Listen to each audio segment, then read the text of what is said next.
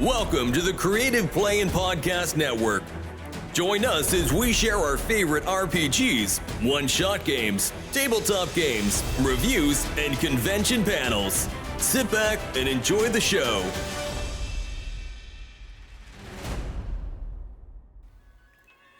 Hi, this is Kelly, aka Trixie from Ragnarok and Roll, assigned to Ragnarok Story, and Tilda Wimblewick from D&D Journey of the 5th Edition. First off, I would just like to say thank you to everyone for listening to our varied adventures, as well as for rating us on iTunes and rpgpodcast.com. If you haven't rated us yet, we would greatly appreciate it if you could. And if you're looking for more ways to support our efforts, we are now on Patreon, a great site where you can help us continue making more podcasts, as well as some special surprises for our patrons. If you can, please look us up at www.patreon.com/cppn. Every little bit helps. And again, thank you for listening. Okay, I guess we are ready to start. My Steampunk handle is Paladin West. I operated the Paladin West channel since 2018. So I've been making Steampunk videos for about 8 years, and I've been shooting videos for YouTube a bit longer than that.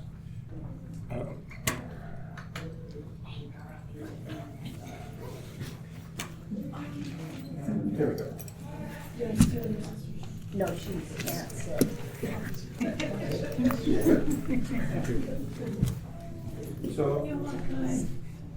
So basically, for this presentation, we're basically talking about making. If you've never made a video for YouTube before, this is the place to go. If you have, any corrections or comments, etc., would be very welcome indeed. So we'll just move on to the next slide. Okay, this is basically where we'll be talking about types of videos that you could shoot. One thing that is not there is, why should we make steampunk videos? Okay, would anyone like to hazard to answer that? Keep it alive. Exactly. Indoctrinate the young. Exactly. Sorry, didn't sound creepy like that. Most local steampunk groups need to do something to keep interest in steampunk in their community going. If you have a video that people can look at, you can show people what you're doing in steampunk, what kinds of things can be done in terms of games, handicrafts, that sort of deal. You have a point of reference, and it's really important for, say, something like Wild West Con, because we're in the final year of this. We want to capture as many memories as we can, not just by being there, but also preserving something that we can show other people to get them interested. Okay, let's just move on to the next slide. Okay, so for example, event highlights. We've got the fashion show coming up in the next period. That's a good opportunity for shooting stuff. We have teapot racing coming up. I think that's tomorrow. That's a great opportunity. Pretty much any activities that are presented here can be preserved as a video that can be played on YouTube for people to attract interest. Okay. There's also the instructional ones, basically, like how to make, say, how to steampunk a Nerf gun, how to make bustiers. There are tons of YouTube videos on how to make certain items of clothing, and that's really, really handy for people with our particular lifestyle. Views and opinion. Oh, there are tons of those. Some are good, some are sort of leaning towards the slanderous. Some people like to spout off of opinion just to piss people off. But it's important that people basically state their opinions on how things are happening. If things suck, we have to figure out why they suck.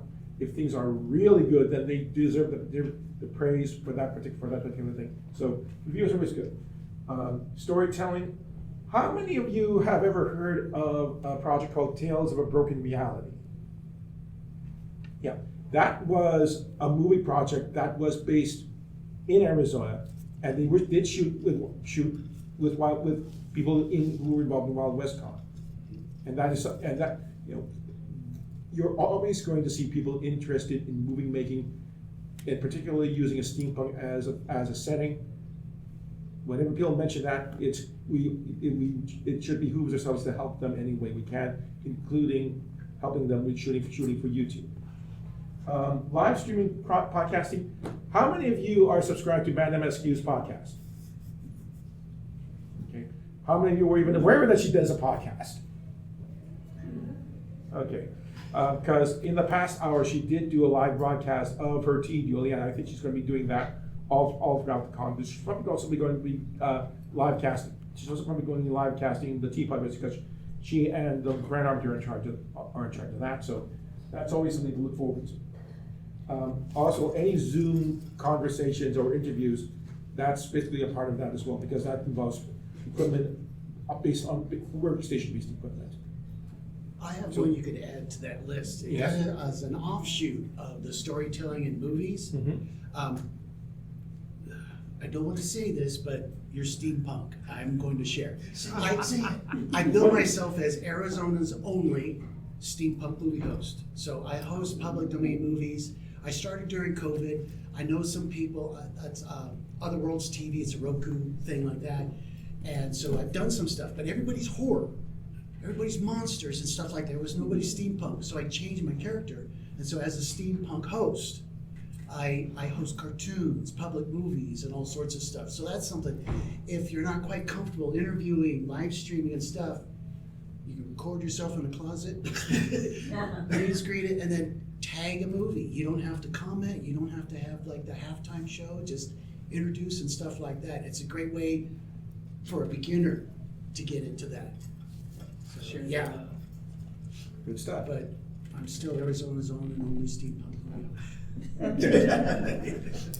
We're not going to dwell too much about the hardware part of it because hardware is changing all the time. One of the big hazards of getting involved in video making is you get hooked onto getting the latest gear.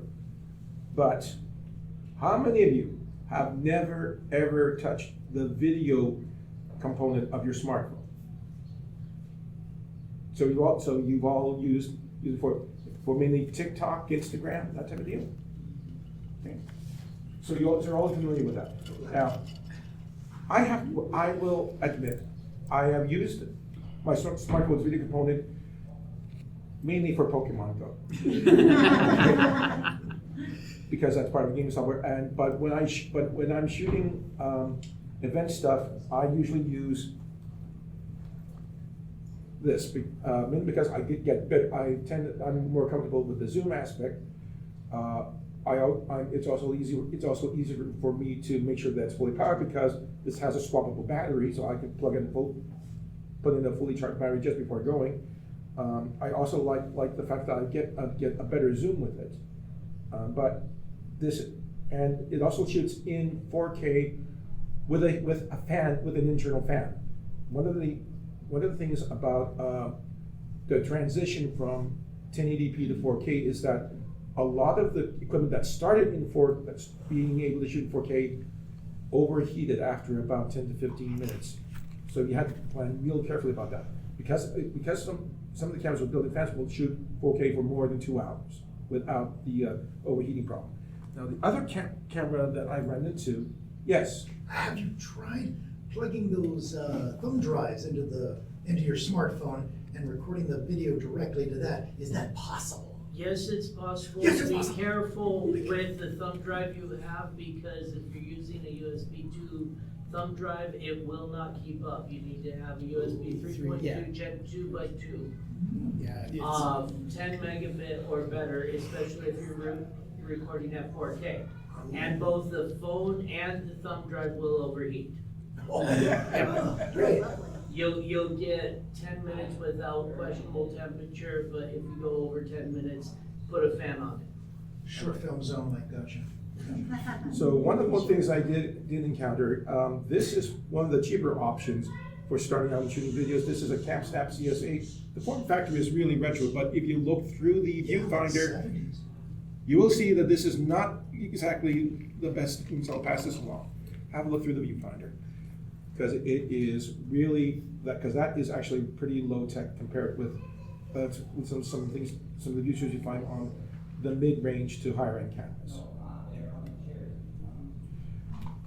Other good one, they still do make cameras of the Sony Handycam type, which also shoot in 4K. They don't have the overheating problem, and there is also one particular advantage to this as well as the CamStack is that when people see you operating it, they know you're shooting a video. Big drawback with using the mirrorless camera or a camera with a changeable lens, if people sometimes cannot tell if you are shooting a still picture or a video. If they think you're shooting a still picture, they will freeze. You do not want that for for people doing video. Now, the fourth option is action cameras, which is basically the generic term for the GoPro style. And the big advantage of those is you can do great point of view shots. So that they're great for if you're trying to show an instructional technique over a workstation and you're working on that, you've got the camera shining over it, and that's a good way of demonstrating how to do certain things. Okay, any questions about the camera type? Okay, we're going to move on to this. The reason why I say this is optional is because most cameras these days, thank you, you don't necessarily need that in order to start shooting. But one of the things that everyone is going to tell you, and they're not wrong, it's always better to have an external microphone for recording videos because it's a bit of an irony. People don't really care about the video quality that they see on YouTube, but they do care. They will complain if the audio sucks. And it's a given fact that the internal mic on the camera is never going to be as good as an external microphone. So you've got several types up there.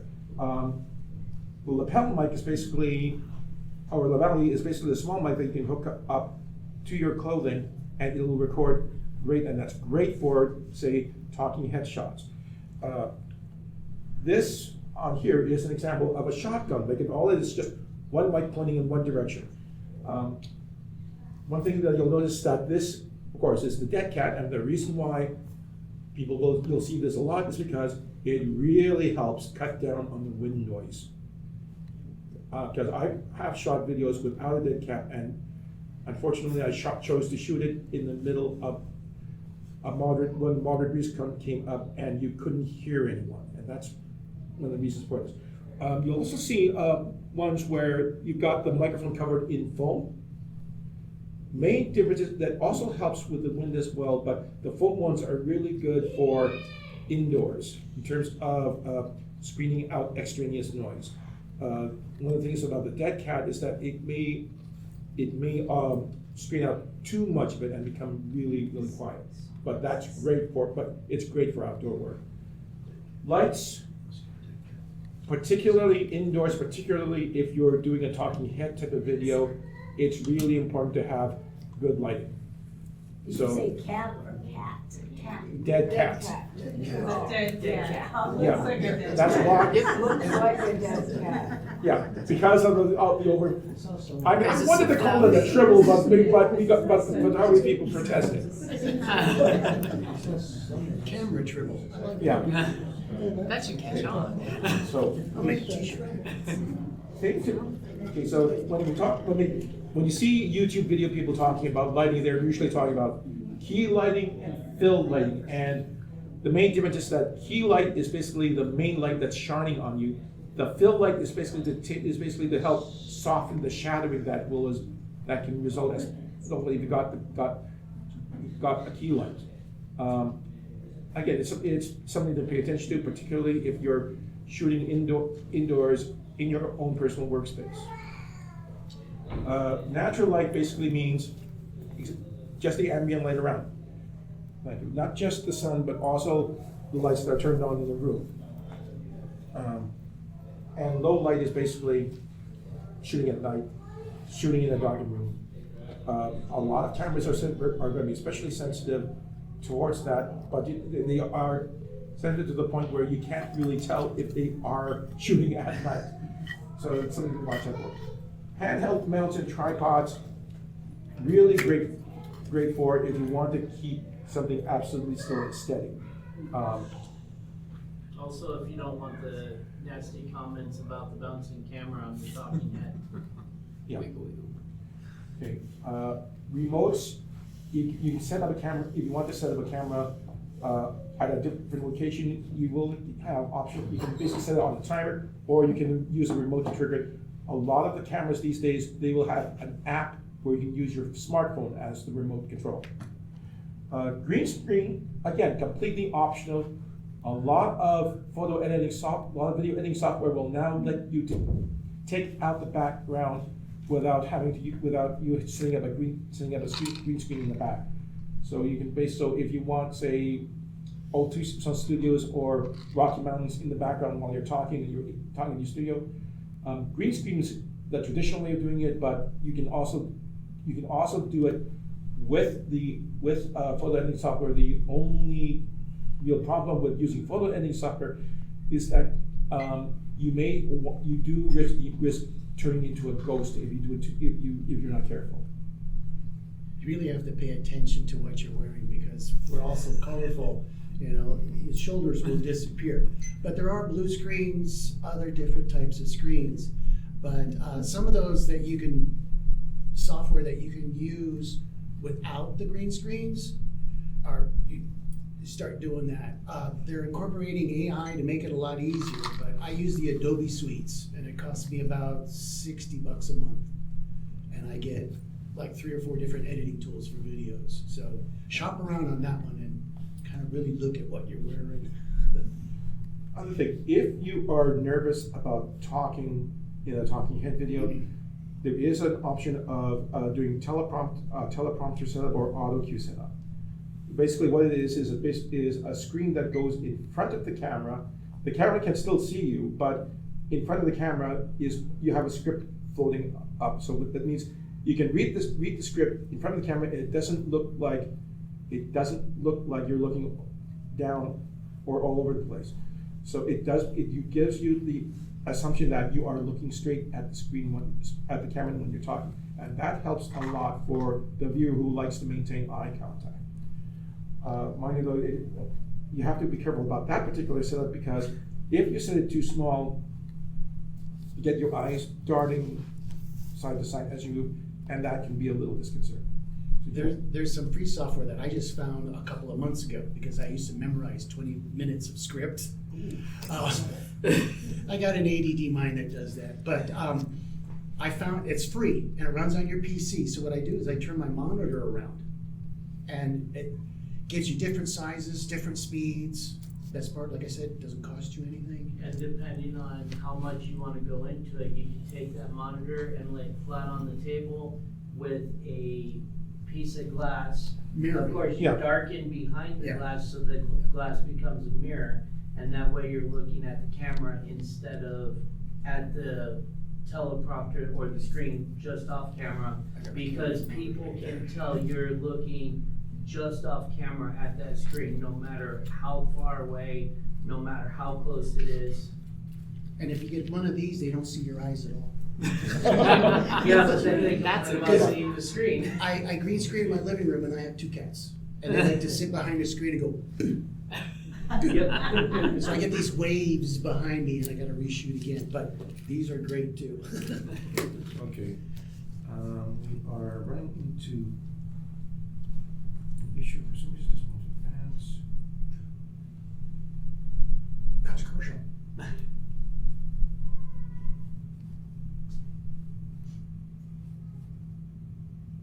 Okay. There we go. Okay. Video formats. Your camera will shoot in a selection of formats that your editing software will recognize. The QuickTime one .mov, that's mainly Apple. It's mainly an Apple format. The big one that all of them will recognize is MP4 and MPEG-4, because those are pretty much universally recognized for about the past 20 years. WMV is Windows Media Viewer. They brought that in with Windows 95. I'm not entirely certain if that really caught on as much. The two that are down the bottom, HVC and Progress, they were just recently introduced, and apparently the main advantage of them is that they pack a great deal of information, but it doesn't take up as much memory space. But the big disadvantage is that a lot of video editors don't recognize them because they're that recent. Okay. Codecs. The main difference between the format and the codecs is pretty much if you think of the format as the type of the file, the codec is basically the internal organization of that particular file. So the big one, so the most popular one, again, as I said, is MP4, H.264, but HEVC is starting to come on as the that's the new one. Thank you. Now, video resolution. This is actually if you look at the screen, it can be a little misleading. If you look at the small one, 480p, 640 by 480. How many of you remember cathode ray tube televisions? Okay, those are 640 by 480. Doesn't matter if they were 34 inches diagonal, 24 inches. They were all 640 by 480. So if you remember watching a sitcom or soap opera, you had no problem, and you had no problem thinking about their resolution. That's basically the 1980s or about. 720 is when the 1990s came around, the early half of it. Then you went up to 1080p, which is basically 2000s, and 4K is basically the one that is now accepted as the YouTube standard. However, you're still getting a big argument among YouTubers about shooting in 1080 versus shooting in 4K. 4K is going to give you really good resolution in terms of the information that's being packed into the screen. But it takes up a lot of disk space, and takes up a lot of memory space. And it takes up a lot of bandwidth. Okay. So, in terms of uploading, 4K is going to take a lot longer to edit. It's going to take a lot longer to render. It's especially going to take a lot longer to upload. With today's equipment, 1080p doesn't take as long. It takes about a third to a quarter of the time, depending on what you're shooting. Okay. Still, as equipment gets better and as the technology grows, 4K is going to become the standard. And yes, major studios are now shooting in 8K, but you only need to worry about that if your project is going up on the big screen, like in a movie theater. So if you're shooting a movie, then you think you're going to do a major release, then you might shoot in 8K. But remember what I said before about the television monitoring. You look at the 480 and 720, that suited people just fine back in the 1950s or so, when you had movie screens that were shooting in that particular resolution. So now speed really matters. The minimum speed that you can shoot and it looks normal is 24 frames a second. Cartoons and animation they are processed at 24 frames a second. Most movie cinema is 24 frames a second. 30 frames a second, soap operas on video, most live action Monday Night Football, that's 30 frames a second. 60 frames and more, most modern cameras are capable of that. If you shoot at 60 frames a second or 120 frames a second and you broadcast at 60 frames a second or 128 frames a second, you're going to get it gives the impression of what people like to call the uncanny valley, hyper realism.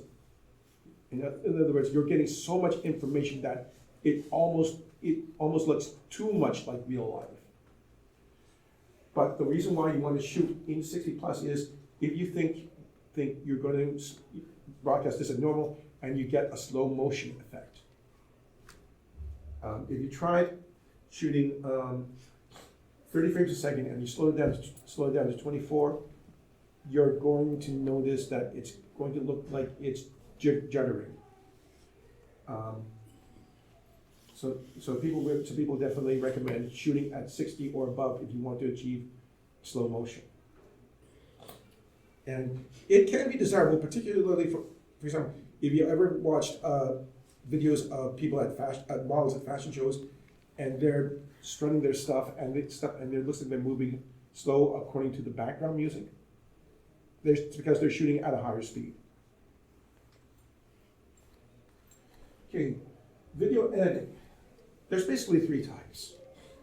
You've got the entry level, which is basically iMovie and whatever editing software comes with your computer. Hobbyist level is Power Director, Corel Video Studio. You're basically looking at spending at about 300 or less.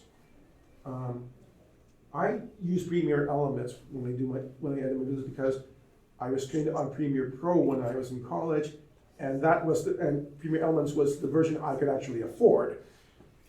But it'll give you about 70 to 80% of what a professional level video editing suite will give you. So in other words, it'll render it, but you won't have access to as many effects.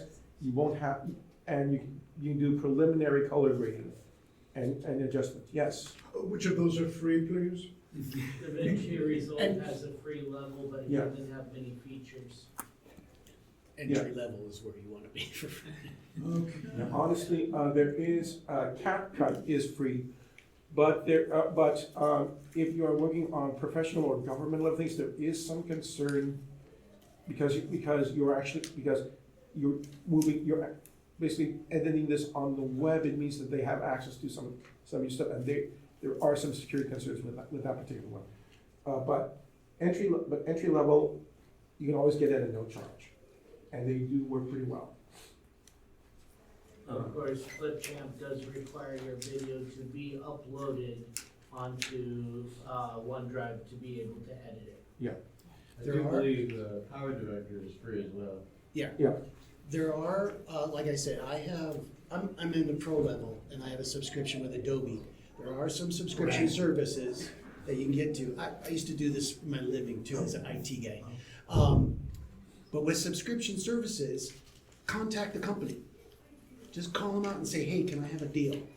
Because during COVID, my Adobe Premiere, and I have After Effects, Audition, I have all like 8 different Adobe tools. It was $32 a month because I said, hey, COVID's here, gotta save money. They're like, no. How about we cut it in half? I'm like, yeah. So, but give them a call. Talk about negotiate. If you've got kids in school, mention that because you may get an educational discount. Yeah, and some of them, especially with the MacBooks, the MacBook Neo coming out, can do most of those at a hobbyist level, and you get $100 off on that, so you get a reasonable MacBook. Apple actually, if you Or were $600. in school, Apple would give it to you for free while you proved you were in school. Yeah, one thing I will mention, most of these, the hardware requirement they will say is they are designed to, they can run if you have 8 gigs of RAM. However, most of the software people will also say we recommend 16 gigs of RAM. So you can do so on a MacBook Neo, 8 gigs is enough for a small project, but for a commercial project, you'll probably want to look. A used MacBook Air is probably going to be a better deal at 16 gigs than a new MacBook Neo, because of the fact that you've got more RAM for more processing. But on the same note, a good IT person will tell you, don't even stop at 16, jump up to at least 24 or 32 of system memory and at least 16 gig on the video card. Yep. I have one of those little Apple cubes from like about 25, 30 years Actually, ago. It still works, and I use that That for is a part of the good point. The graphics. Mac Mini is a Yeah. good option if you don't mind the desktop. Yeah.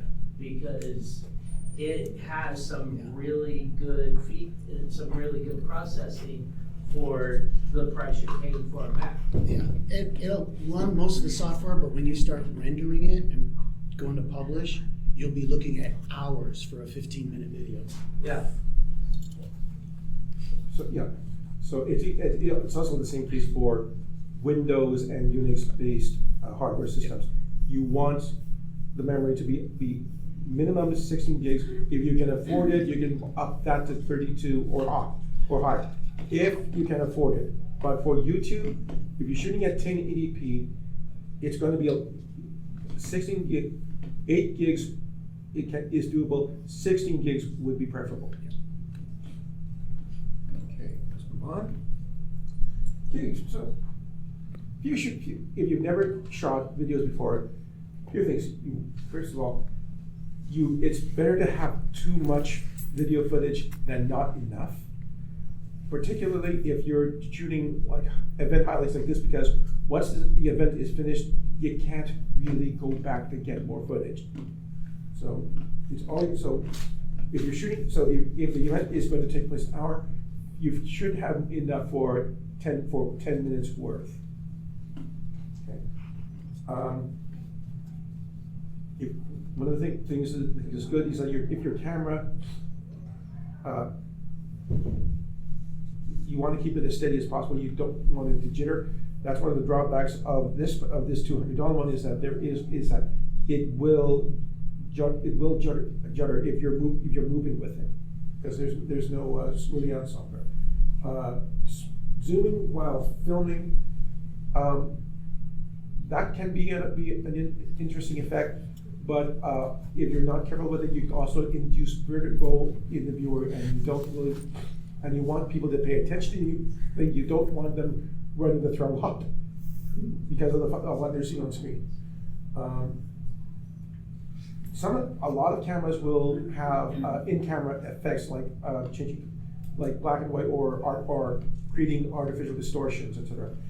If you're comfortable with it, you know what, and you think you know how to use it. I'm not going to say don't, but you need to be comfortable with it. Okay. For instructional review videos, if you're going to shoot a video on how to do something, it's always good to have a script beforehand so that you know what shots you need, as opposed to just launching right into it. Because if you make a mistake, yes, you can edit it out, but it's going to take a lot longer if you just launch right into it, rather than if you plan your shots out. For talking heads, do you really want to stare at someone for 10 minutes? It's always good to have things to break up the video. If you've got still thick pictures, you use. If you've got alternative video footage, you can use. You don't want one shot to last too long. You do want to keep viewer interest, and it's easier to keep viewer interest if you move from one shot to a different shot to a different shot. People don't mind if you clip from their projects, but you have to remember about the concept of fair use, particularly if you want background music in your video. There are companies that do offer royalty-free music, and of course there's always music that's in the public domain. You need to do research on that, but yes? Do a lot of research on that, because there was a period about 2 years ago that several million videos were pulled from YouTube due to copyright strike, because the person who gave it out royalty-free revoked that license and then went through all those videos and copyright strike them. Yes. Another alternative is stuff like Suno, where you can use AI to create your own music that has commercial rights to it. So you can use that. Maybe you need a certain vibe for something. You can actually. But who owns the rights to the AI music? The AI programmer, or the person who wrote the prompt to create that music. If you are a subscriber, you have commercial rights Yeah, to it. if pay you're for on that Suno. basis. But what I'm using happens it when now. you stop subscribing to Suno? It's still yours. Yeah, it's what you created The for point, yours. the point is royalty-free basically means there's a difference between copyrighted and royalty-free. Copyright means you basically have to identify the original composer or creator of the music as its creator. Royalty-free means you don't have to pay them. But if they revoke that freedom at any time, you Yeah. then have to pull that video or you get copyright strike. If you're using YouTube, YouTube has a great audio library, and you never have any kind of issues there. There are some where it says you have to put in your description. Hey, I got this music from Mike Strahan, and Yeah. Here Yeah. he is on YouTube. I've had third-party audio things where it was licensed and audio free, but just like some of the movies, I got knocked later on, and I said, no. I mean, one was even from Adobe. I said, here's my Adobe license, and here's the tag Right. number, and I fought with YouTube. So I'm just like, But- Suno or Yahoo Library. Or That's all I create it do. yourself. Yeah. And don't trust an AI license to give you freedom, because who actually owns the license to your prompt? Is it the person who created the software or you who created the Yeah. prompt? Yeah, I checked into one of the reasons why I would stay away from trying to use AI to create your music. AI basically relies on grabbing files from all over the net, and it grabs those files without permission from the originators, and it is still a big topic of argument among creatives, professional creatives, as well as amateur. I was trying to keep out of that rabbit hole with just sticking with who owns the license to the AI, the people who created it or you who did the prompt. Yeah. Because AI only takes everything, and what's the most probable next step in what it's creating? So, as I said earlier, people will not complain if the video footage is subpar, but they will complain if the audio sucks. This can be fixed in video, and then you can make it louder. You can tone down some of the more sharper levels and maybe tone down some. Sometimes you will get feedback if you plug in the microphone wrong. But you do need to focus.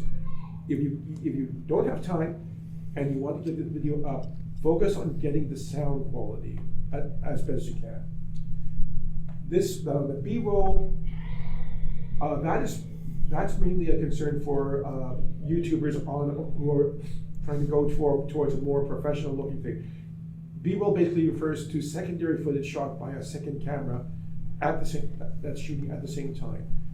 If you've only got the one camera, don't worry too much about B-roll.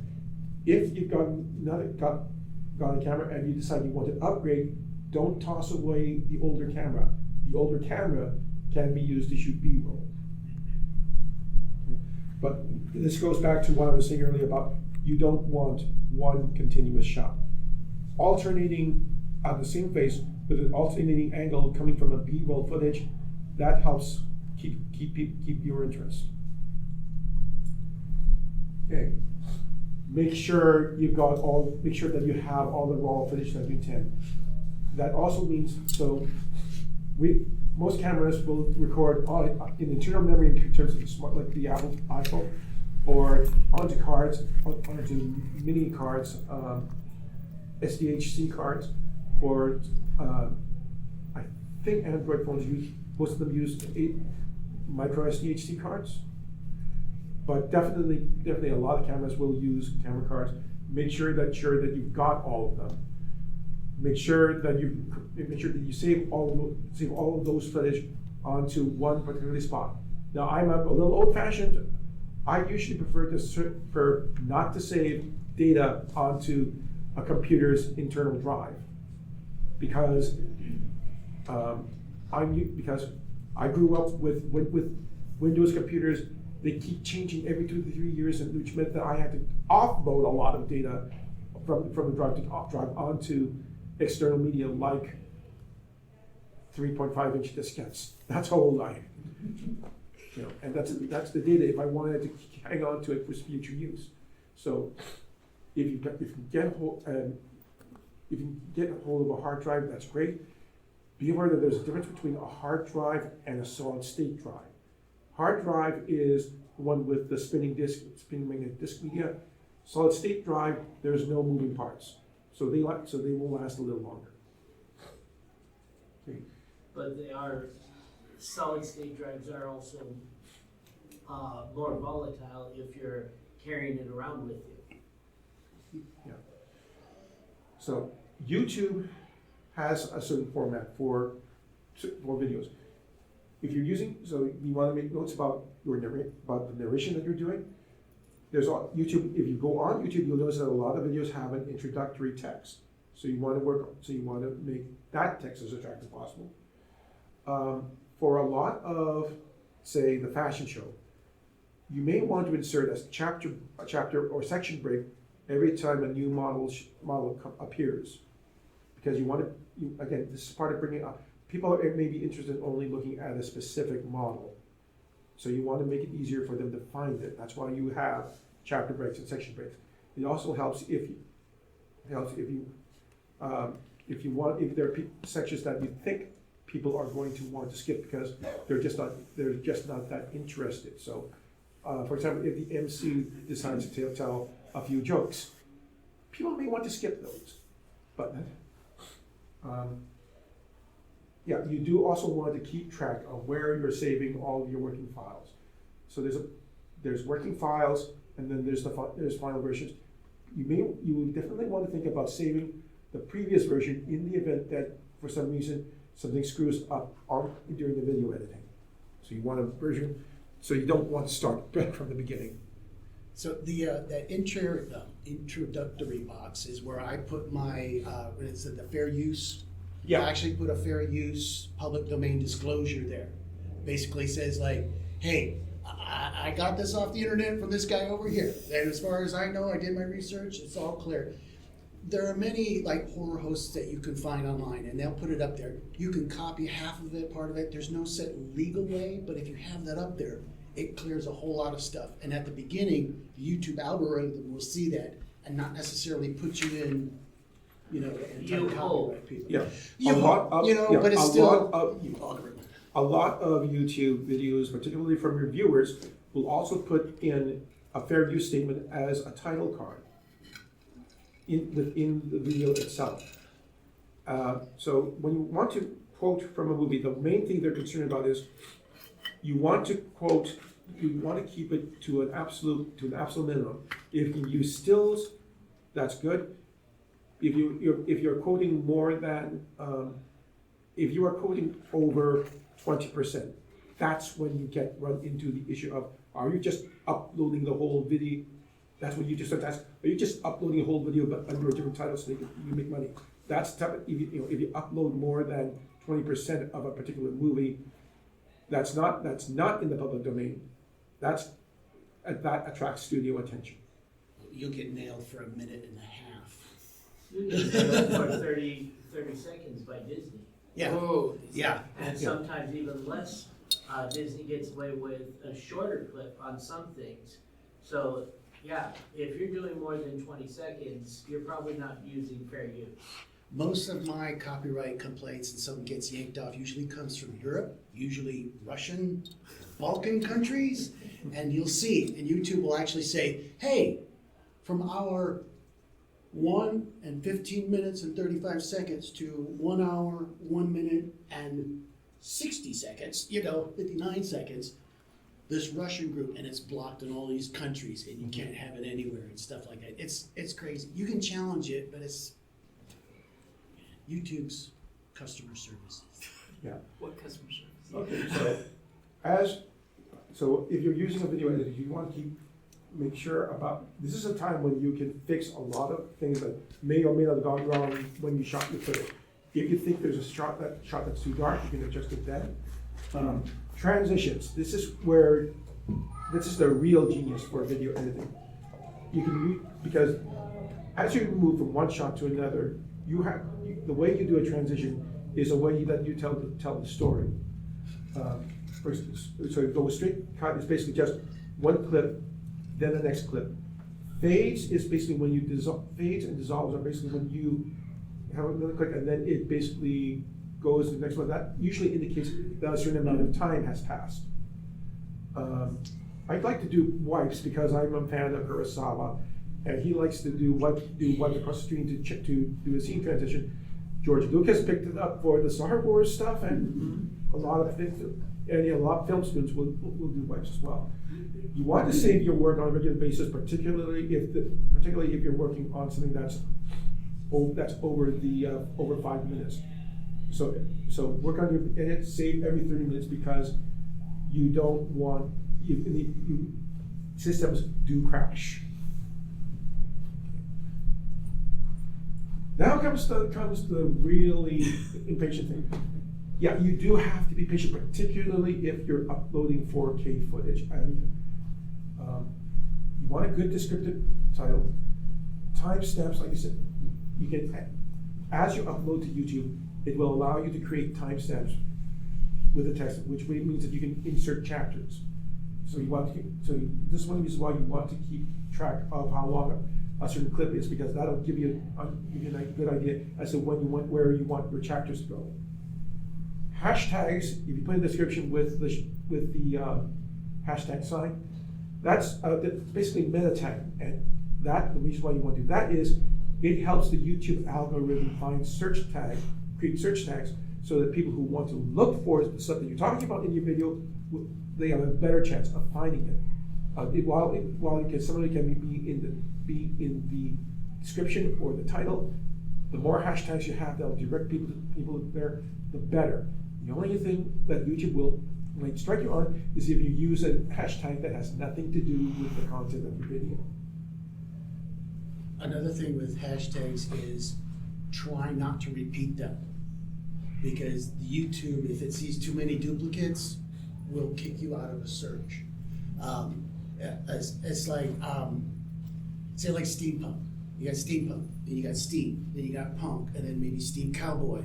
Those are all good, but if you just keep throw in steampunk 5-6 times, then it's gonna go, you're probably AI, and I'm not gonna put you up there. Except for now that almost everything, 90% of YouTube is AI now. Yeah. Because it grabs everything you guys have created and then runs it through the AI filter so that they can make money off of it instead of you. Yeah. But the hashtags are really, really good. There's a couple of companies out there free online. You point them at some of your stuff, and they'll give you hashtags that you can use. TubeBuddy is a subscription service with YouTube, and they're great. It's like an analytical that plugs into the YouTube site as well. The last one, really, really important. Every time if you have a still frame when YouTube pulls up your video, it's called a thumbnail. And the reason why it's important is that, number one, thumbnails in YouTube are really small files. Number two, you can ask YouTube to pull a frame out of your video file as a thumbnail, but it will definitely not be the frame you want it to pull. Yeah. Every frame. One of your eyes will be blinking because you just kind of looked the wrong way, or just, And there are companies out there that have analytics that'll guide you and tell you what thumbnails, what people have put into their frame, and some really stupid things like having your mouth open in surprise can double the amount of views you get. Just straight up. So the best strategy to tackle this is when you're video editing, keep an eye out for a frame of your video that will make the best thumbnail. And also pick about 3 to 6 of them, because YouTube will allow alternating thumbnails. With my public domain movies, a lot of them are, low res. There's a square box. I do Mr. Modo, Charlie Chan movies and stuff. So what I did was I created a steampunk TV frame, for the characters, because the movie, fits like that. So instead of just having gray bars, I actually have a TV set. And then sometimes for the thumbnail, I do photos where I'm like in things, so I have like a mirror of me, and then the movie poster is in the middle of the TV screen. And that's my thumbnail. So you see the movie, and then you also see me in my ads and stuff like that. So. Now, if you want to, now the biggest step you can take towards, don't rely on YouTube alone to get people to view your videos. You can take steps on your own. For Facebook groups,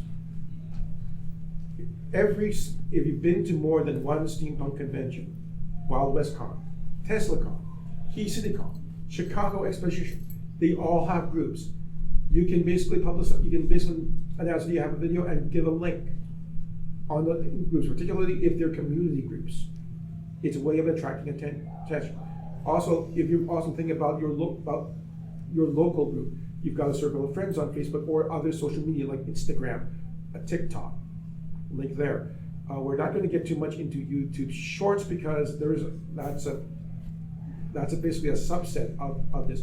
Shorts are going to be 1 minute or under, and it's basically more in the TikTok school. You want feedback on your videos, particularly if you're starting out, and you don't want to be scared of people telling you that you suck. I'm worse than that. Okay? Because everyone starts out, everyone's first video is going to suck. Because you're learning, this is one of those, YouTube videos are basically one of the ultimate learning by doing activities. The more you shoot on YouTube, the better you'll be at it as you make more and more videos. And the more comments you get, the more the algorithm says people are engaging in your videos, so it must be good. Okay. Now, these frames are completely optional. If you need to take off now, that's fine. The reason why I put this up is because as people who are shooting videos, we are falling in the same category as people who shoot still photos. So there is a bit of a code of conduct that you need to be aware of. There are certain areas where you probably shouldn't be shooting videos. Changing areas, restrooms, dining areas.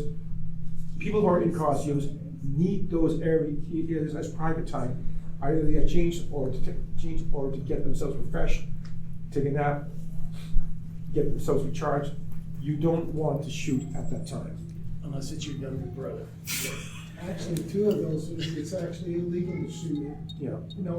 Changing and restrooms. Yeah, because there's too much. Yeah, because that's too invasive, basically. Unless it's your Now, if you're attending a stage performance like the fashion show, there is implied consent that audience members who are attending are implied consent that they can appear in your video.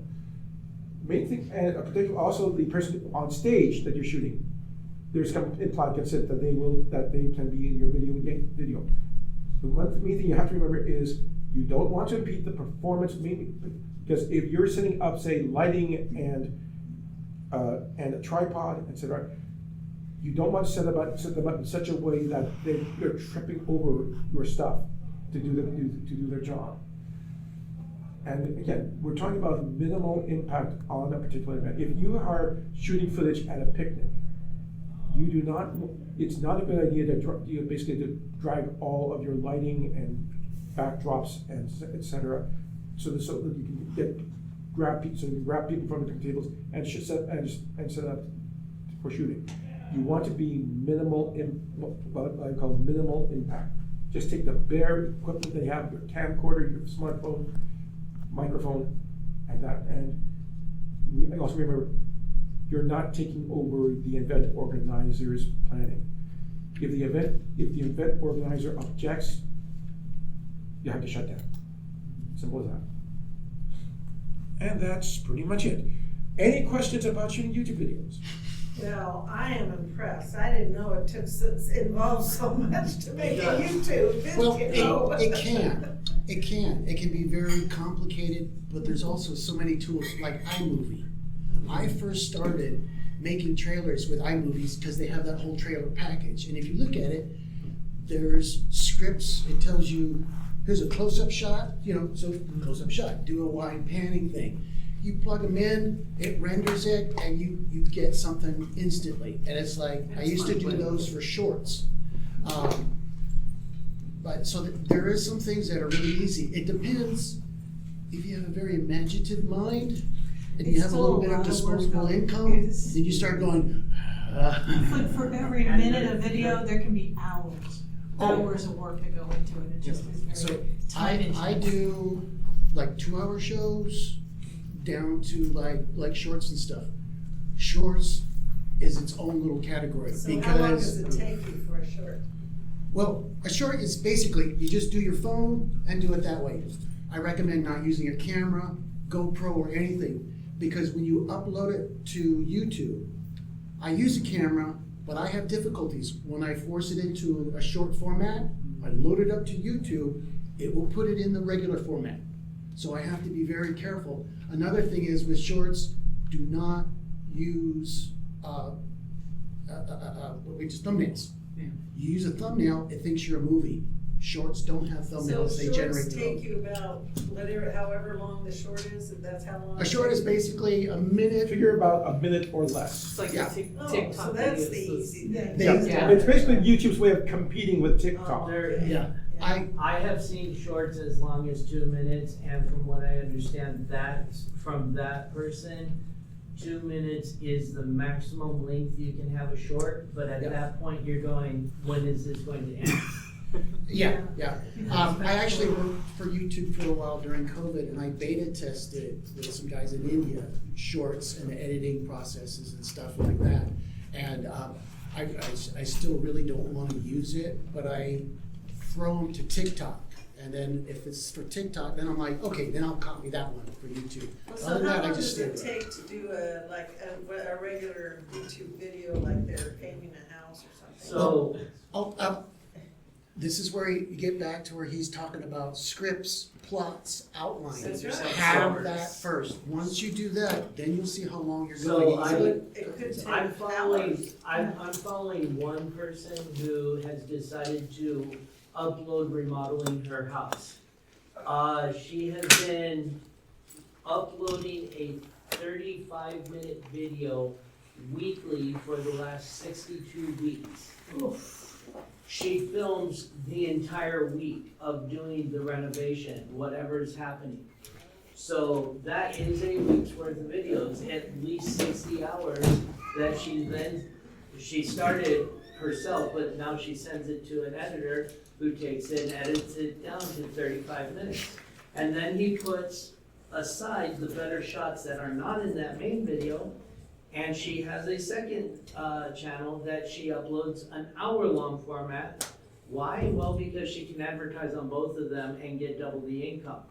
But there's people who watch both of them. And then there's one of the tech YouTubers I follow, several channels, they upload they record 2 or 3 hours. They spend 8 to 10 hours on a 15-minute video. Oh my gosh. But there's also people who go out there and they sit down, they make their plan, they do their script, they spend an hour to make a 15-minute video and it comes out professionally. Of course, that guy actually sits down for an hour, records straight, and then sends it off to the editor and lets them spend another 25, 35 minutes rendering that 15-minute video. But he's taken notes of, hey, this happened at these times, and this is the script, and make it look good. So And for how some, much do editors cost? so for some of It my, depends on how much you're doing. That's The right. person who's doing the week's worth of video, they get paid a lot. That's right. so for some of my videos, I'm currently running Hanna-Barbera's from the Banana Split show, a cartoon called The Arabian Nights. Oh, yes. I remember And that. they're in public domain, no problem. Those are 8-minute cartoons.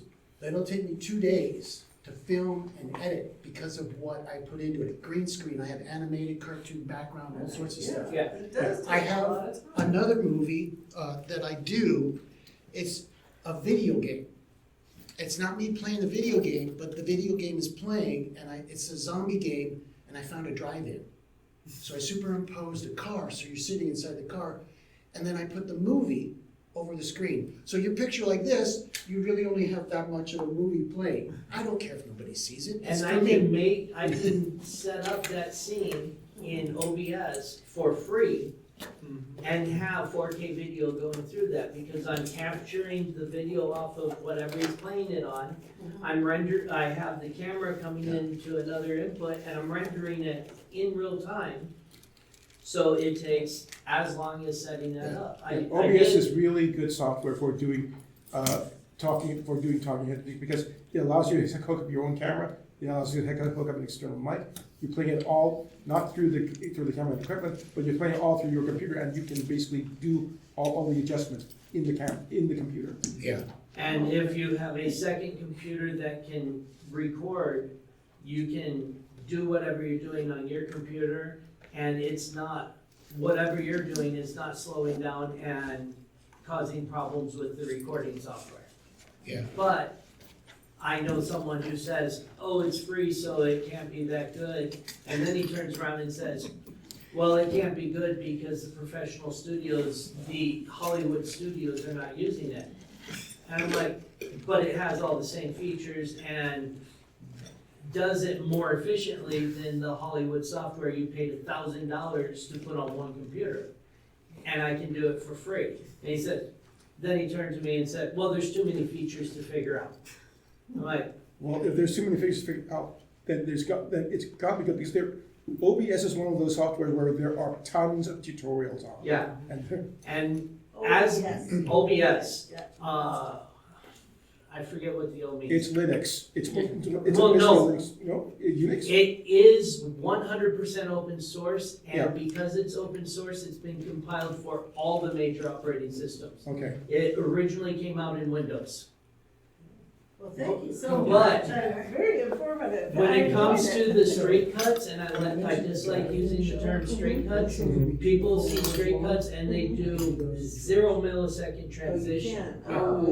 There needs to be a slight fade there, usually about a quarter to a half a second, so that it's not jarring you like a punch in the face. So the brain can blink. Yeah, Yeah. it's not a punch in the face. And truthfully, Even though it's long, it's less amount of work. I just throw it in. Thank you for listening to the Creative Play-In Podcast Network.